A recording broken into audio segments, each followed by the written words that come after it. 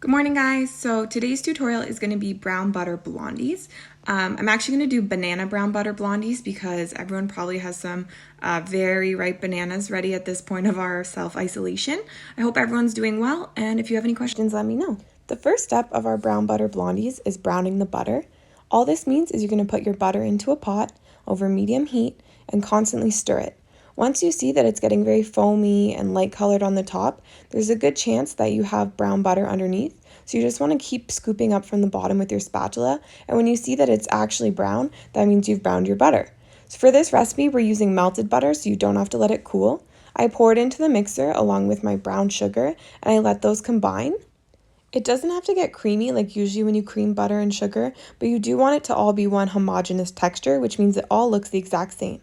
I'm going to keep scraping down my bowl in between to make sure that I don't lose anything on the sides. Some of my butter or sugar might get stuck there, and we want it all mixed in with our recipe. After turning the mixer off, I'm going to add our 2 eggs as well as the vanilla, and I'm going to allow that all to come together and mix until it's again a homogeneous texture. You're going to see that it's a lot smoother now, more of a liquid, and that's exactly what we're looking for. I take my mixing bowl off of the mixer and I'm going to add my dry ingredients by hand. The reason I'm doing this is because I don't want to overmix it. When it comes to brownies and blondies, you want them to have that ooey, gooey, chewy texture when you finish baking them, and a lot of that comes from not overmixing. So I slowly fold in my flour and other dry ingredients, and then before it's fully combined, I'm going to add in my mushed bananas. I think we all have pretty ripe bananas at this point, but you definitely want some that have either brown spots or are fully brown because those are sweeter and will add more flavor to your batter.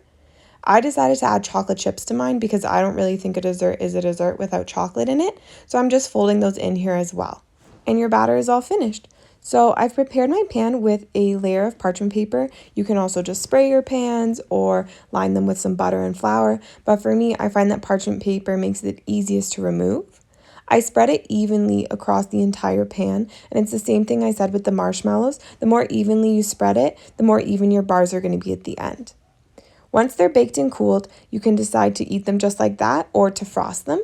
I decided to frost mine with French buttercream. If you've never made French buttercream, it's egg yolks, sugar, some vanilla, and some butter, and it tastes almost like ice cream, but in frosting form.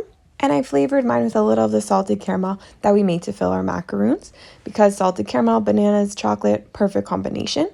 I'm just making little lines across mine to make it look a little bit prettier, which you're really not going to see once we drizzle it with our caramel sauce anyways.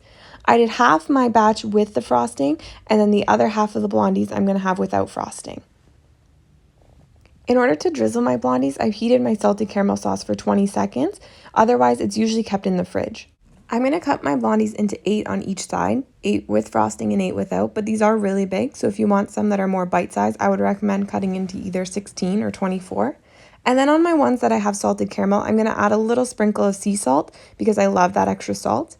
If you're not a fan of caramel, you could also frost these with our ganache or just leave them completely unfrosted and leave the chocolate chips out.